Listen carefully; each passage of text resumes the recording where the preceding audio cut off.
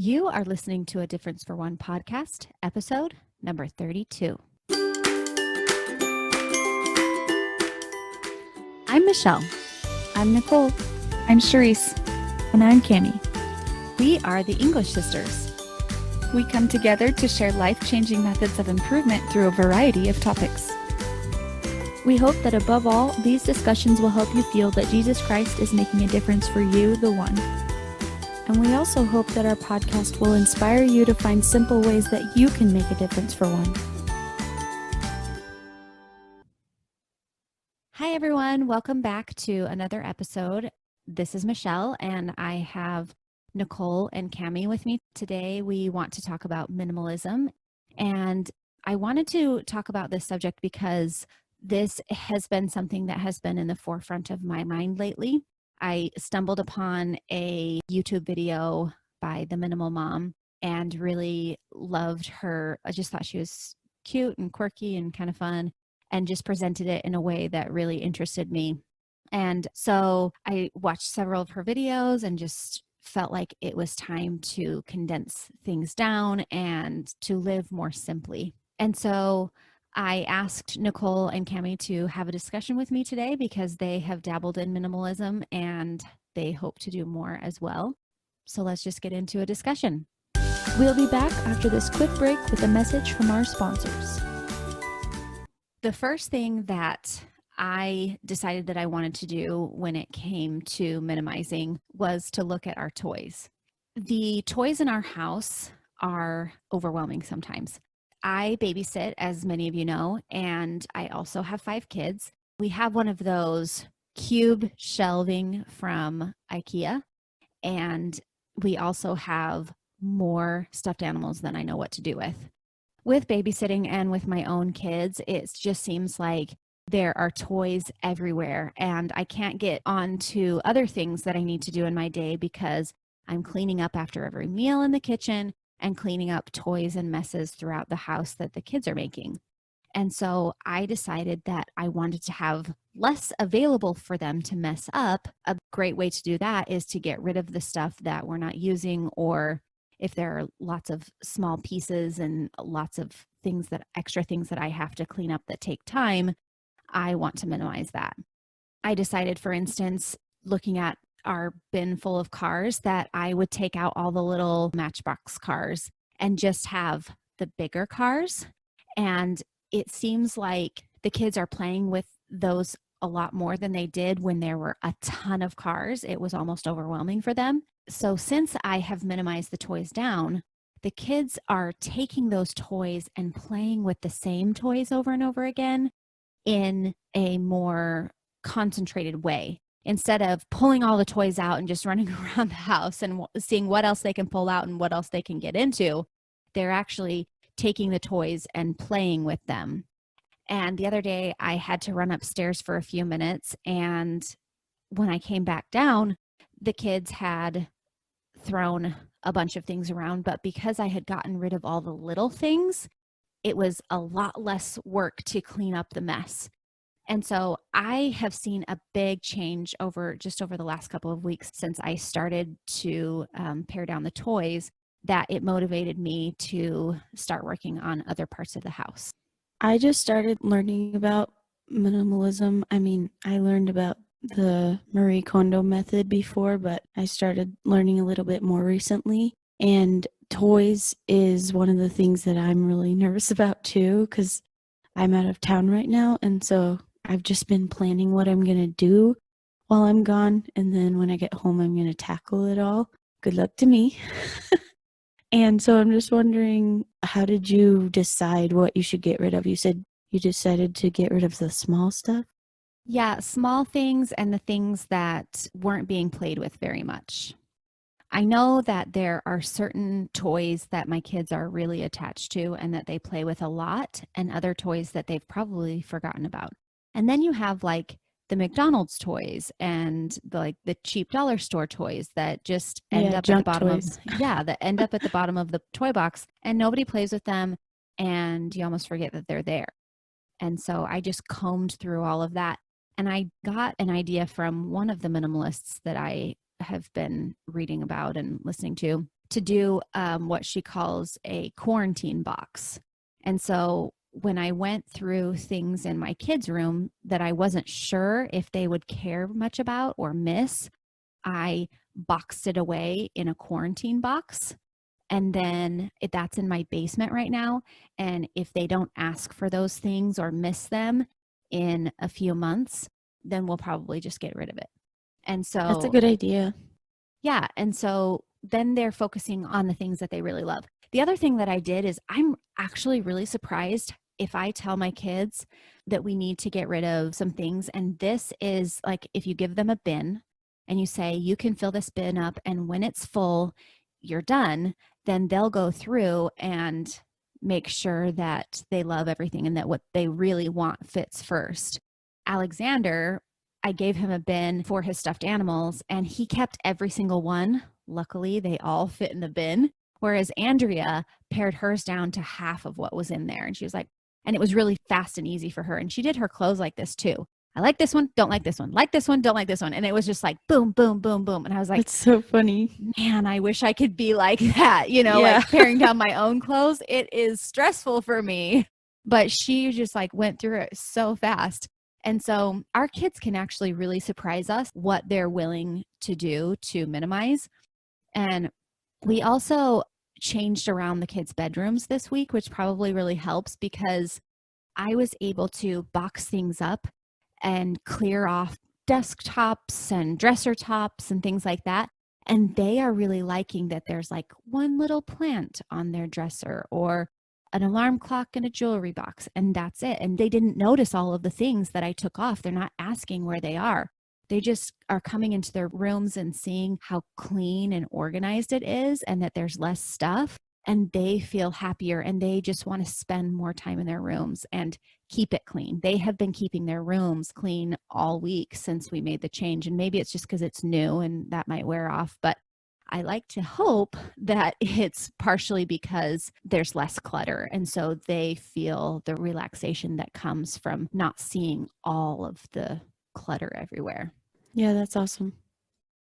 Yeah, it's crazy how much it can change your mood, like within your relationships with others, the way that your house is. Like, if the room is clean on the outside, then, that can obviously make you feel calmer. But also, I've just really noticed that on the inside, I feel more clutter within myself when I know that there are things everywhere. And I think it's interesting that it works that way, that like you can really tell a difference within yourself, like when all of the insides, all the ins and outs of your home are simplified.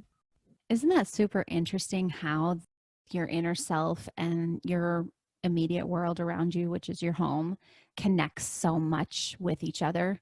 I just find that fascinating. And I love cleaning out a space.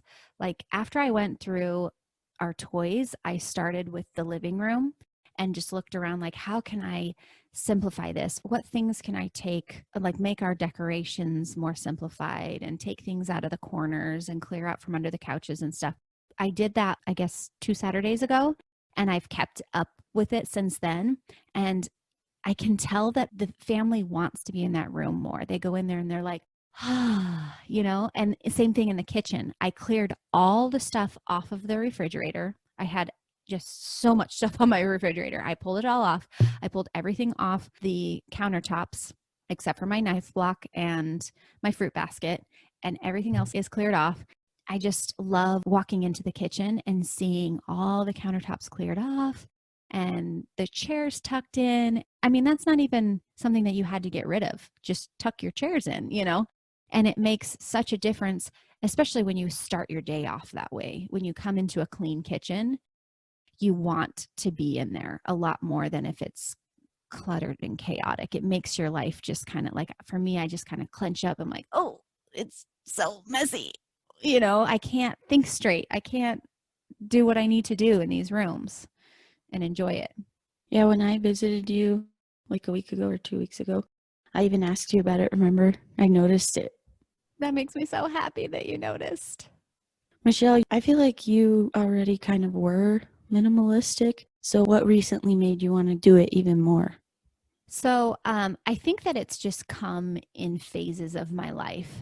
I read the Marie Kondo book a long time ago, watched the Netflix series and loved it then. And I'm not quite sure why right now it just sparked this interest to simplify even farther, because I do like to clear out and like take things to Goodwill. But this time, watching it through a different perspective and having other minimalists questions to ask as I'm going through things helped me. Like, instead of asking, do I love this? Because I can love a lot of things that can mean I have too much in my life. Ask, Yeah. do I really need to keep this? Is this going to be really important for me to keep? And so as I've been doing that, I've thought about craft projects, material that I keep thinking, oh, I'm going to do something with this someday, or I'm going to give this to someone. I've decided that if I've kept it for 15 years and not done anything with it, it's time to move it along to someone else. And it doesn't have to just go in the trash. I asked a friend on Sunday at church who is a quilter, hey, do you know where I can donate fabric? And she was like, I'll look through it. And whatever I don't want, I can donate to Nauvoo, actually. She said Nauvoo takes material and would love some donations. And so I'm like, great. And she's like, I have some to donate to them anyway. So the next time I'm there, I'll just bring yours too. I'm like, great. And it only was like one trash bag of stuff, but still to have a place to send it off to where I know it can bless someone else's life really helps too. Yeah, one of the things that I wrote on my paper when I was planning everything out, I wrote to myself, remember, someone needs these things more than we do. Who can I serve by giving away as many things as possible?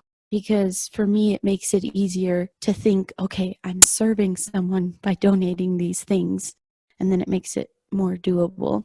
Another thing that I really liked, it's from a book that I was reading, and Michelle, I know you were too, by Joshua Becker, called The Minimalist Home. And in the book, he said that when you're deciding what things to put in each room in your home, you need to ask yourself what your goals are for that room. So, for example, in the bedroom, your goals might be to have a place to relax, to sleep, to be intimate, a place to think deeply. So then if those are your goals for your bedroom, you wouldn't want to put an exercise machine or a TV in there, those kind of things. You wouldn't want to have too many clothes in the closet because looking at them might not be as relaxing as having a really pared down closet that's very well organized.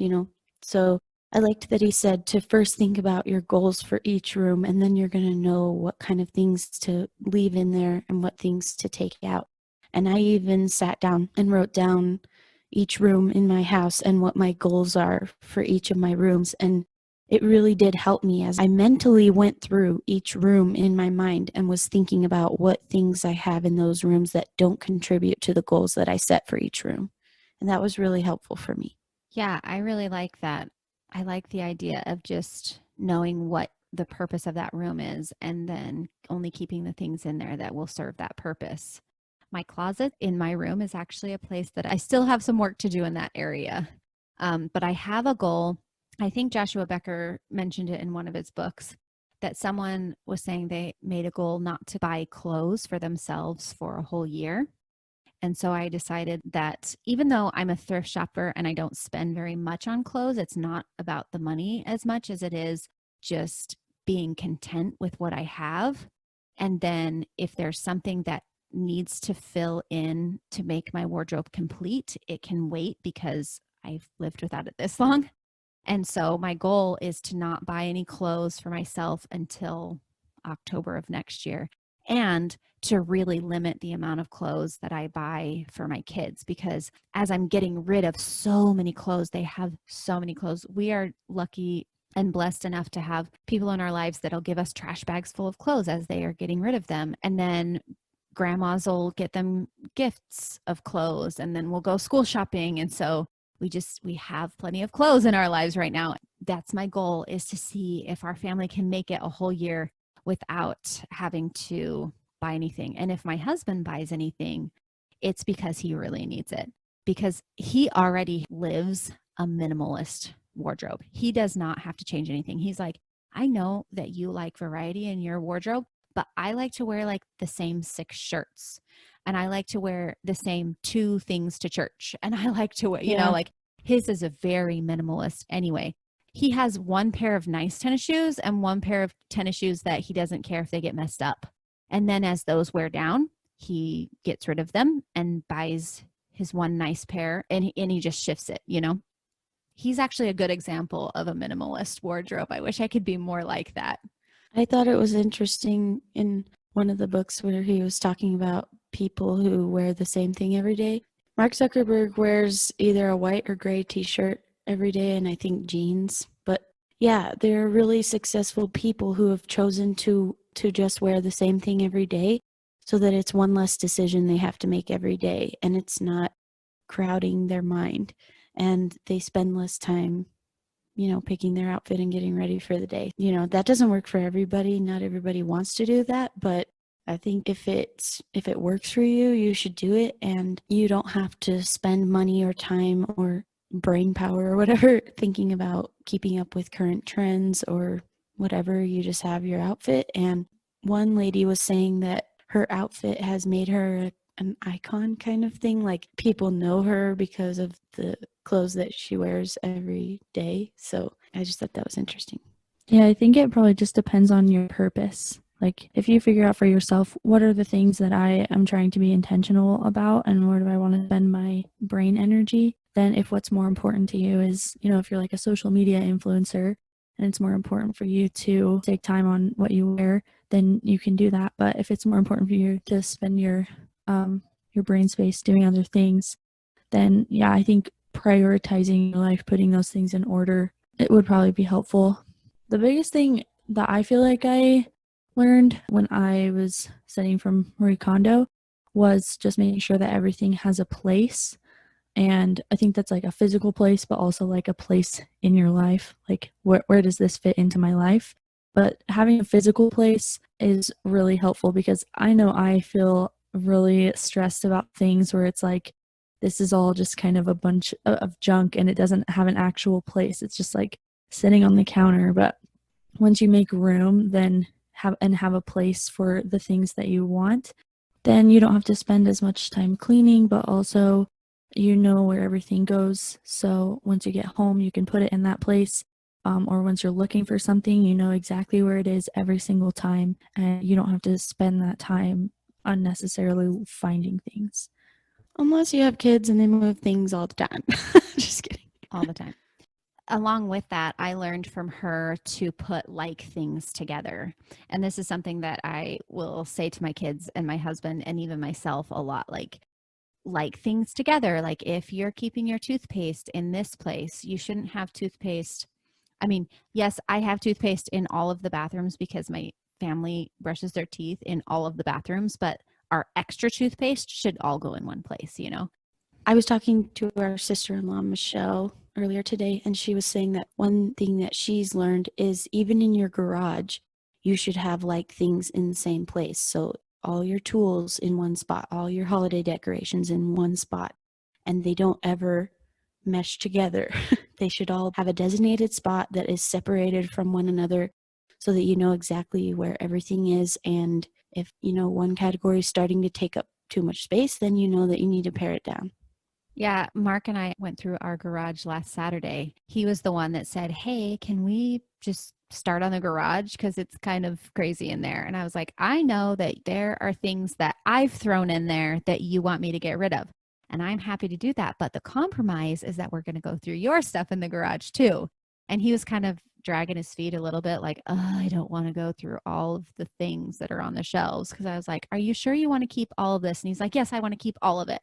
And I was like, "Okay, like you said, we're going to put like things together. All of the things that you use to clean your car or change the oil are going to go together, and all of the things that you do for the lawn and the insect stuff."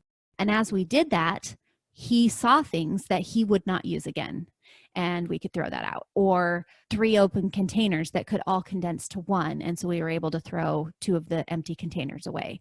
And so although it seemed like tedious to him, it really did make a difference organizing and putting those things together. And then things that he's like, "Oh, I didn't realize I had that. I probably would have gone out and bought that the next time I needed it." That's an important thing too, is as you are combining things and having one place, I realized that I would buy more like hand soap, not realizing that it was in the other bathroom, or not having things together. I was buying more shampoo or things like that than I needed. And even like, I don't know why, when I did the Marie Kondo, when I read through that and decided I was going to change then, I guess that was several years ago, I never thought to put all of our craft and office supplies and school supplies, like all of the paper stuff and office stuff together until this time. I realized that I have stuff like that in every single room of my house.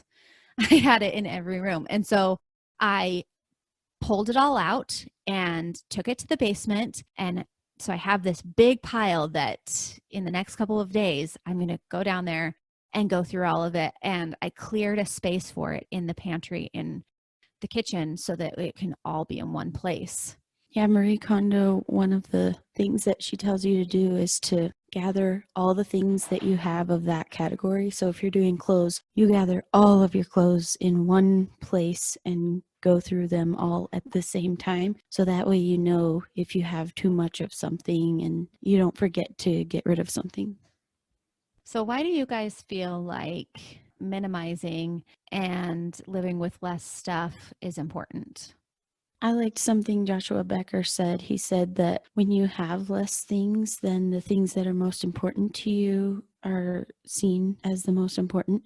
You can see their prominence visibly and emotionally in your home and in your life, and then you have time and room for them. I also feel like it's very relaxing. I've been visiting some of our siblings, and most of them are really good at not having too many things. The ones who I've been visiting are really good at it, and so it's really inspirational to see what their homes look like. And that was one of the main things that made me want to do it, is looking at their homes and remembering how good they are at it and wanting my home to be like this. And you also said earlier, Michelle, that because you have less toys now, there can't be as much of a mess. One thing I learned, I don't know if it was from the Minimal Mom on YouTube or somewhere else, but they were saying when you're deciding which things to keep, you need to think about how many things you want to mentally and physically manage in your life. How many things do you want to have to be in charge of? That's what you're deciding when you're deciding what things to keep. And so when you have less things that you have to be in charge of, like in charge of keeping track of where they are, or in charge of cleaning them up when they get messy, then you have more time for other things in your life. Yeah, I think it just creates more minimalist thoughts. And if you guys listen to our episode that we did about hedging, I think it can be really easy to hedge by getting more stuff. And that just means filling your life with stuff so that you don't have to face the real things that you should be facing in your life, the deeper things. And so I think that you'll probably be surprised. I think we would all be surprised if we lived a truly minimalist life at what things we would have to face in our own minds and actually handle head on that we've just been covering up with stuff, because that makes us feel better and safe, and like we don't have to think about other things because there's just so much stuff there. Yeah, I think that's a really good point. I like how it gives you, like you were saying, Nicole, the relaxation and the calm feeling, because it is a lot about our thoughts. And if the space around us is calming to us and we create thoughts that are inviting in that space, we can be more creative, we can be more loving, we can be more accepting, and it just feels so good to have things minimized and to be able to focus on what really matters. I loved what you were saying, Nicole. I had that same thought about everything that comes into the home is my job to manage and inventory and take care of. And I think that it's important to look at the roles of the relationship if you're married.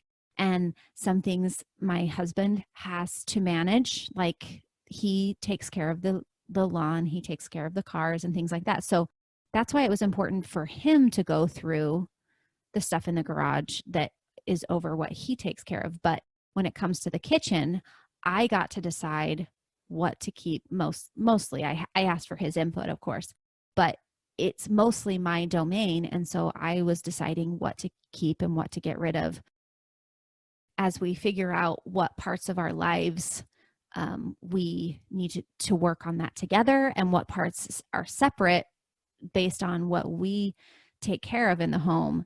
We can figure out what things to keep and what things to get rid of together. Yeah, I think it's a great idea to kind of designate certain areas that you allow the other people in your family to have domain over. That's something that I struggle with being married is I kind of just want to have control over all of it. And I'm like, you don't actually need this, right? And I'm sure that's true being a parent where, you have a biased outside perspective. And so you just assume that everyone else doesn't need the things that you think they don't need. And so yeah, I think that that's really important for them to have their own creative space where they can decide these are things that I love and no one else gets to touch or decide about them. This is my space. And then for us or the people who might be frustrated about that to allow ourselves to be okay with that. And okay, that's their spot where it's okay if that's cluttered to me because I have my own spaces. And Michelle touched on this earlier, but when you're dealing with your kids in particular, you can give them certain boundaries. Like she said, you're allowed to fill up this bin with whatever things you want to keep, but you get to decide what you want to keep. Or if your child likes to do crafts a lot, you can tell them you're allowed to have one craft out at a time. All the other ones, the stuff for it needs to be put away, things like that. You can give them certain boundaries that work for both you and them. And I think it depends on the age of the child too. My younger kids have been a lot more accepting of the changes that I've been wanting to make, and they haven't really noticed the difference in the amount of toys to play with because I kept their favorites and there's more space to play with them in. But my older kids, well, my oldest in particular, she's a teenager and she's like, you can do whatever you want, minimize whatever, but just don't touch my room. And I have gone in there sometimes and been like, there's a gum wrapper hanging on your mirror, but that gum wrapper has a special meaning to her. And if I touch that gum wrapper, I have crossed a line, and I'm not joking. Like, she has a little thing that's like made of popsicle sticks on her dresser, and those things, like, she will notice if they're gone and they mean something to her. And so I have to just accept that, like, I can show the example that minimalism is great for me, but if she chooses not to embrace it, that's fine, as long as she keeps her room somewhat clean and organized. I do ask that they fold their laundry and keep their room fairly organized, and then just allow her to have some freedom in how she wants to let her room be. One thing also that Joshua Becker said that I liked is that we have to keep in mind that our child's room is like his or her home. That's where kids go to study, to sleep. Sometimes they take their food in there. But kids do a lot more in their rooms than we might.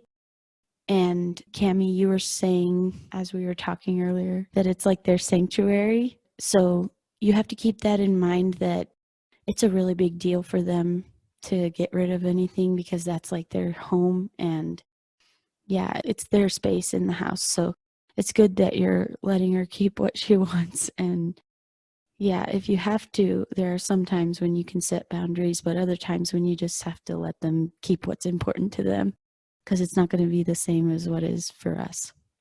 Yeah, I definitely went in her closet and cleared out trash and things that did not need to be there. Like I said, the paper clutter, she had extra school supplies that went down to the basement with the rest of them. But the rest of it I left alone, and I'm letting her decide what she wants to do with it.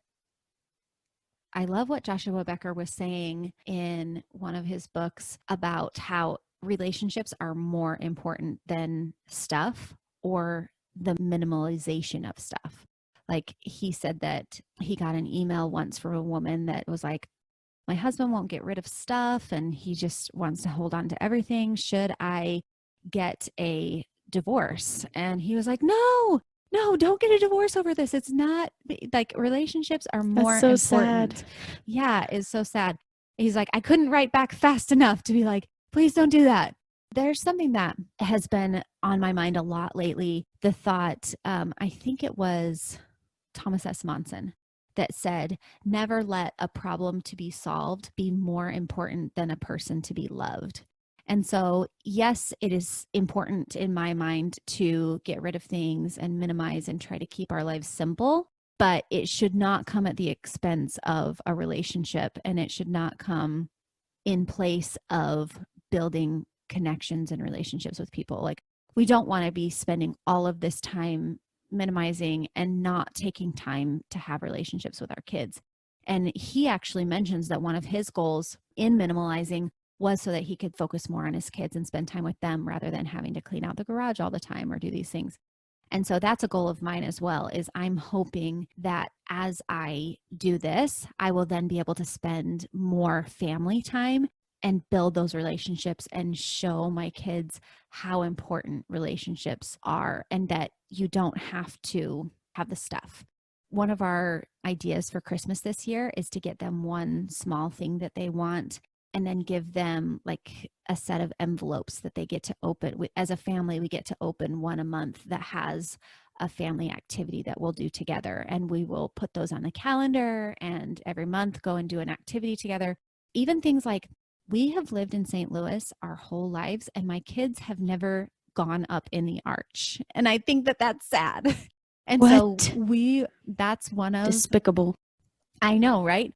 And so that's one of the ideas that we have. I don't want to give them all away just in case my kids might listen to an episode, which they haven't been, but we'll do things like going to the arch or going on a family hike, or it doesn't even have to cost money every month. It's just a family outing showing that this is what we want to focus on rather than just giving you more stuff. Yeah, experiences rather than things. I really like that. Something I learned from a couple on YouTube, they're called Mr. Kate. They like decorate people's homes and stuff, and they teach the 10 under 10 principle. I think that's what it's called, but basically it's that if you can get something in under 10 minutes for under $10, then that is a good indication that it's okay to throw it out.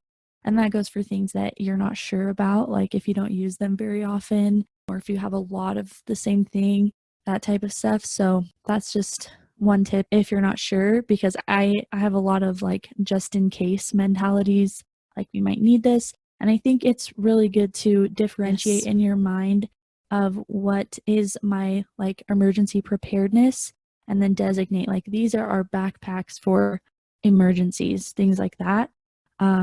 But then all the extra stuff that's kind of like just in case, but you don't really need it, then treat that differently. I love that. So get it in 10 minutes, meaning like you could get to a store in 10 minutes to purchase it and it would cost under $10. Or even Amazon. That's a good rule. Along with that, you mentioned personal preparedness. As I mentioned last month in my episode about personal preparedness, that's been a focus of mine as well. And this kind of is an offshoot of that focus because I felt like I needed to gather up the things in my home that would go into those backpacks, those emergency backpacks, and then get rid of the stuff that I'm not currently using and I wouldn't use in an emergency. Everything else can go. Obviously, if I'm not currently using my Christmas decorations, that's a different story because I use them every year. But if I am not using it regularly and it's not for emergencies, then just get rid of it and let it go. And that it's good at the same time to be building up that backpack for your preparedness and putting those things in place at the same time. And I feel like there's more room. There's definitely more room in my basement to be focusing on the preparedness things that I want to take care of as well. Now that I've cleared out some space and taken a couple of carloads of things to donate. Yeah, you kind of get a getting rid of high. Another thing that Cami said that I liked was getting rid of duplicates. And that's something I've heard from lots of minimalists, that if you have more than one of something or For example, like the bed sheets in your house, if you have more than 2 per bed, or, you know, the amount that you could possibly use all at the same time of something, then it's a good indication that you could get rid of some of them.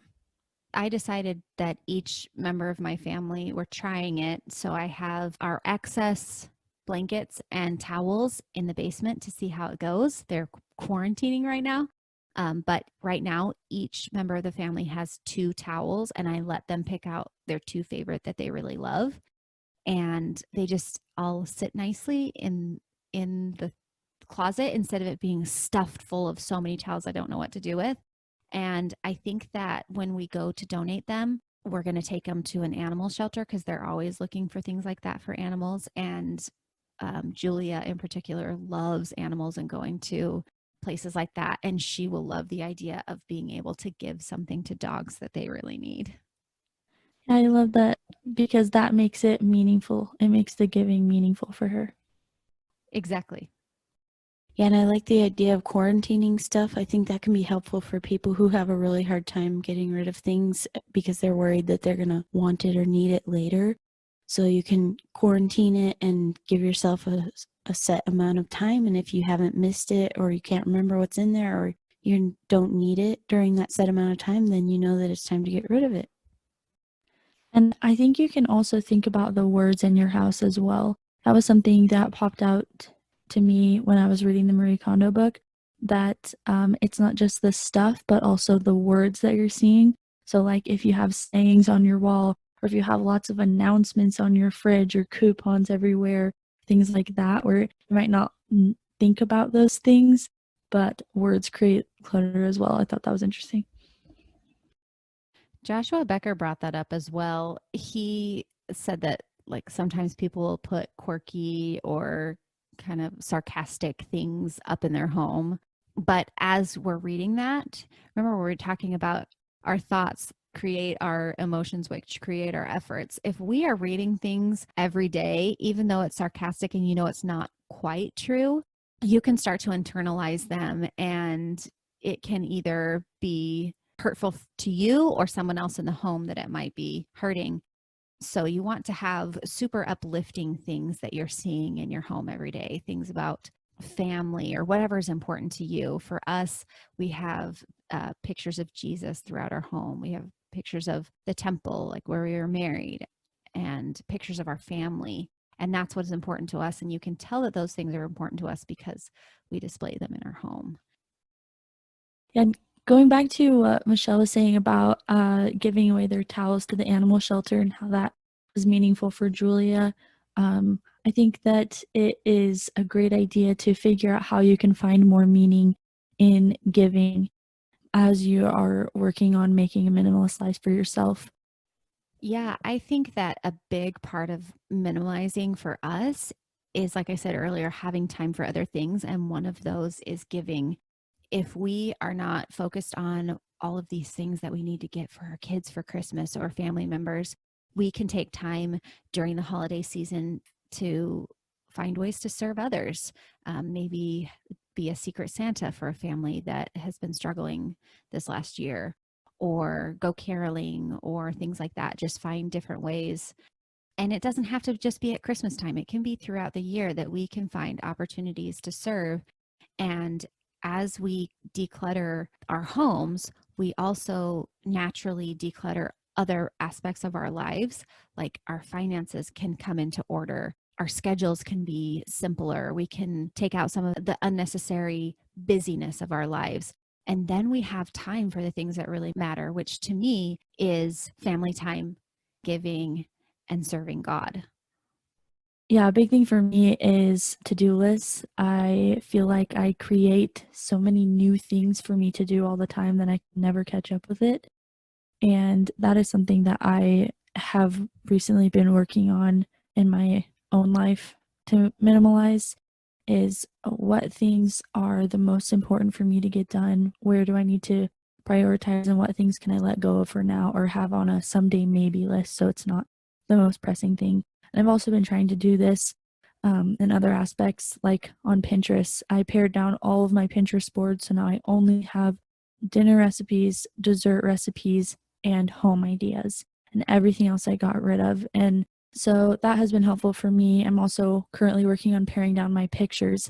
I have a lot of screenshots of whiteboards and things like that from school and textbook pages that are just very not important to me.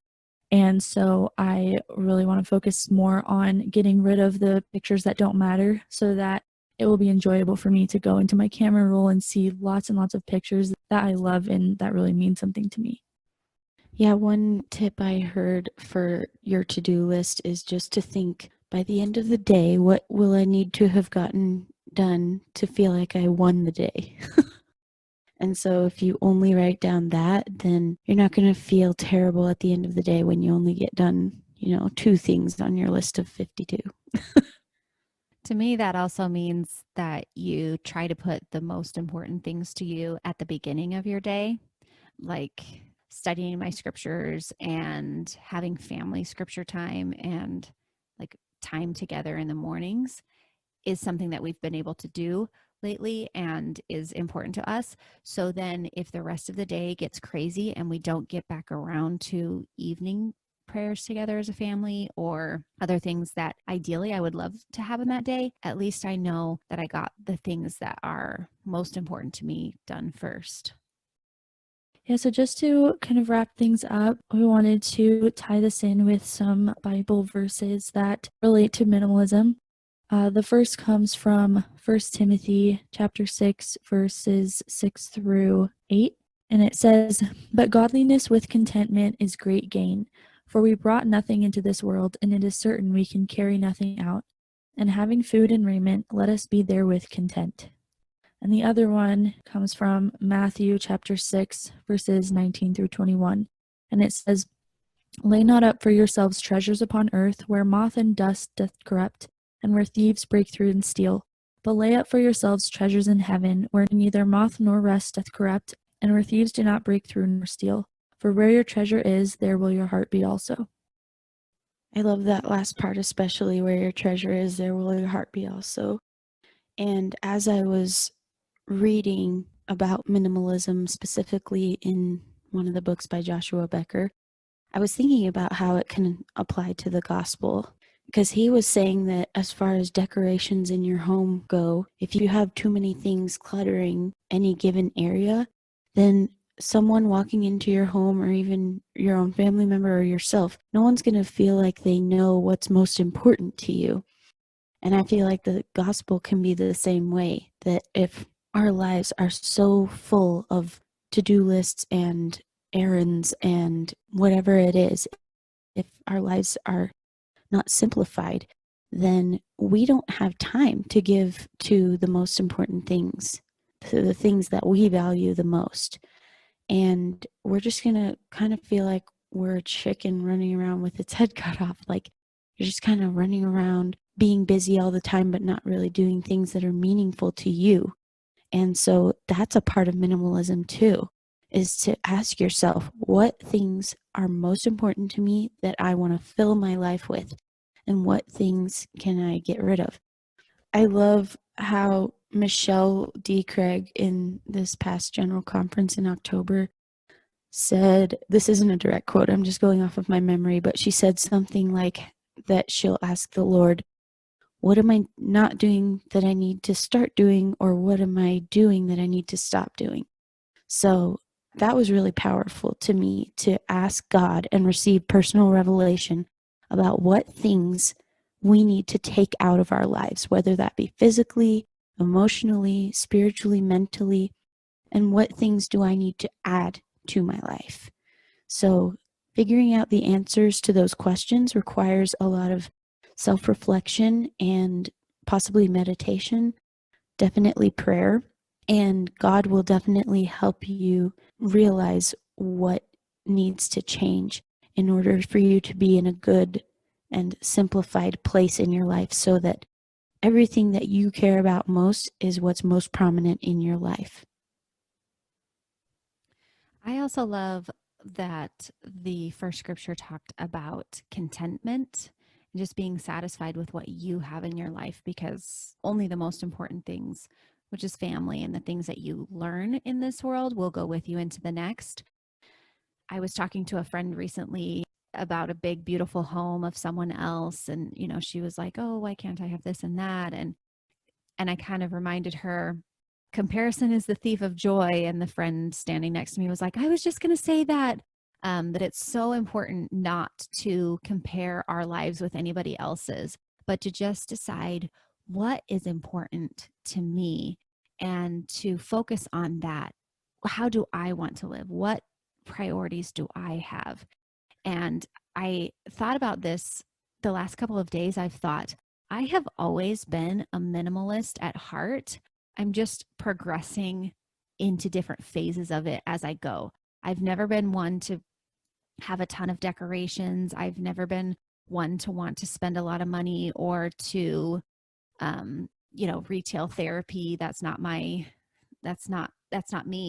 And so going into this minimalistic mindset really makes me feel like I'm coming home to myself in a way. And there are lots of ways that we can do this, not just in this one area. I feel like there are so many. It's a building block of a process over my life that contributed to this contentment that I feel.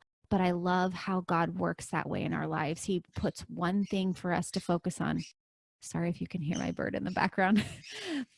He puts one thing for us to focus on at a time to be the next step in our progression, and we can just keep growing and building. And then something else will become important to us and we can focus on that. And once we've perfected that, or at least progressed in it, then we can throw something else on. And it doesn't have to be, let's get it all done at once, but just line upon line, a little at a time. And that's how He wants us to work, and that's how He wants us to grow. I know that as we seek for God's help in our lives, that He will direct us and help us to know what we should focus on and where our treasures truly lie. With that, I wanted to end and thank you for listening. Thank you, Nicole and Cami, for joining me today. And we will see you next time. Take care. Bye. If you like this podcast, don't forget to subscribe and leave a review. If it resonates with you, the greatest compliment you could give is to share it with a friend who might benefit from it as well. Check out A Difference for One on Instagram for additional content. And if you have any questions, comments, a topic you'd like to hear about, or if you'd be interested in a free mini coaching session, send an email to adifferenceforone@gmail.com.